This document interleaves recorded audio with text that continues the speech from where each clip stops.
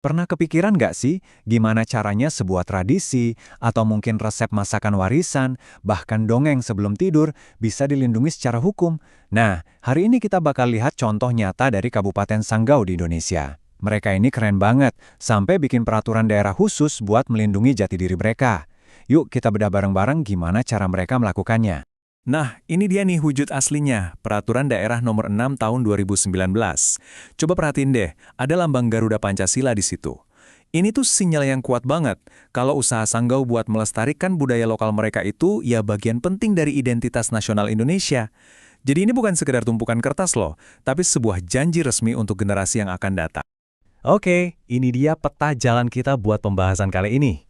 Kita mulai dari yang paling dasar, mengapa peraturan ini penting? Terus, kita definisikan apa aja sih yang dilindungi. Lanjut ke bagaimana cara melindunginya, siapa yang bertanggung jawab, dan yang terakhir, ada konsekuensi apa kalau aturannya dilanggar. Lengkap kan? Jadi, pertanyaan pertamanya adalah, kenapa sih repot-repot bikin peraturan khusus buat budaya? Emangnya kenapa? Apa yang bikin pemerintah Sanggau mikir, oke, kita harus ambil langkah serius soal ini? Nah, ini dia jantung dari peraturannya. Filosofinya tuh sebenarnya sederhana, tapi dalam banget. Budaya yang beragam itu bukan cuma hiasan, tapi aset super berharga yang ngebentuk siapa kita sebagai bangsa. Jadi, Sanggau ngelihat budaya mereka itu sebagai kontribusi penting buat Indonesia secara keseluruhan. Intinya gini, tanpa ada payung hukum yang jelas, semua warisan berharga ini bisa hilang gitu aja. Nah, pemerintah Sanggau sadar banget sama resiko ini dan mereka nggak mau itu terjadi. Makanya, mereka bertindak, bikin sebuah kerangka kerja biar budayanya aman dan bisa terus berkembang di masa depan. Oke, kita udah tahu alasannya. Sekarang pertanyaannya jadi lebih spesifik. Apa aja sih aset budaya yang secara resmi dianggap harta karun sama Sanggau? Yuk kita lihat daftarnya. Jadi totalnya ada berapa? Jawabannya 12. Yap, ada 12 kategori budaya yang mereka lindungi. Angka ini penting loh, karena ini nunjukin kalau mereka tuh serius dan komprehensif banget. Mereka nggak cuma ngelindungin tarian atau bangunan doang, tapi seluruh ekosistem budayanya. Kita ambil contoh pertama ya, tradisi lisan. Ini tuh soal warisan yang nggak kelihatan, yang nggak bisa dipegang. Bukan cuma dongeng pengantar tidur, tapi juga sejarah lisan, pantun, bahkan rapalan yang isinya penuh kearifan lokal. Ini cara hukum melindungi jiwanya sebuah kebudayaan. Contoh berikutnya nunjukin kalau perlindungan ini juga nyentuh hal-hal yang praktis banget. Teknologi tradisional, kayak arsitektur rumah adat atau sistem irigasi kuno, itu diakui sebagai ilmu pengetahuan yang luar biasa, yang lahir dari cara cerdas beradaptasi sama lingkungan. Nah, coba lihat ini. Temponya Pekasam dan Pansuh. Ini tuh nama-nama makanan khas lokal, ada yang dari durian fermentasi, ada juga ikan yang diawetkan. Kerennya, nama-nama spesifik ini disebutin langsung di dalam teks peraturannya. Ini nunjukin sedalam apa mereka peduli, sampai kecita rasanya pun dijaga. Dan ini dia, daftar lengkap ke-12 kategori tadi. Coba deh dilihat sebentar. Luas banget kan?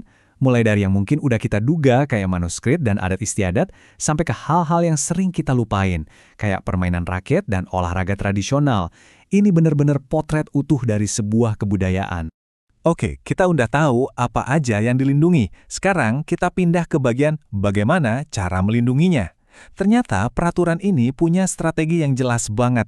Ini dia, strategi 4 langkahnya. Perlindungan, pengembangan, pemanfaatan, dan pembinaan. 4 kata kerja ini jadi pilar dari semua usaha pemajuan kebudayaan di Sanggau. Kelihatan banget kan? Terstruktur dan gampang dipahami. Langkah pertama, perlindungan. Coba bayangin deh, ini kayak tugas seorang arsiparis atau pustakawan budaya.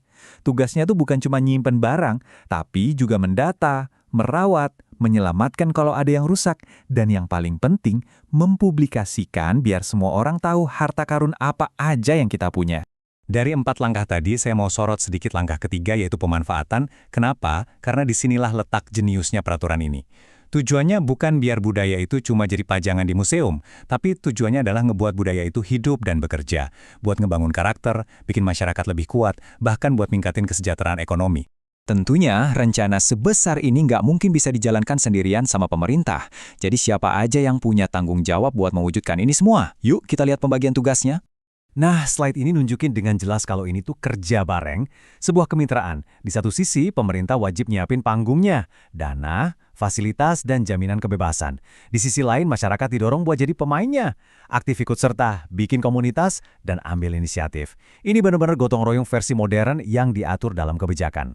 Tentu saja, sebuah aturan nggak akan lengkap kalau nggak ada konsekuensinya. Namanya juga peraturan kan? Jadi, mari kita masuk ke bagian terakhir. Apa yang terjadi kalau ada yang melanggar? Jadi, apa nih taringnya peraturan ini? Ternyata ada dua level. Buat pelanggaran yang lebih ringan, ada sanksi administratif, kayak teguran atau denda.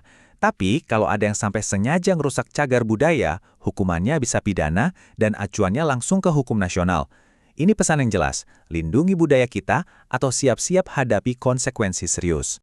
Dan untuk menutup penjelasan kita soal isi peraturannya, ini dia bukti sahnya. Ada stempel resmi dan tanggal penetapannya. 27 Desember 2019, momen di mana semua rencana hebat ini resmi jadi hukum yang mengikat. Kisah dari Sanggau ini menginspirasi banget kan? Nah, sekarang coba kita berhenti sejenak dan pikirin lingkungan kita sendiri. Tradisi apa, bangunan apa, atau mungkin resep masakan nenek yang mana yang kalau sampai hilang bakal bikin komunitas kita kehilangan sebagian dari jiwanya. Itulah pertanyaan yang coba dijawab oleh Sanggau. Mungkin sekarang giliran kita yang memikirkannya.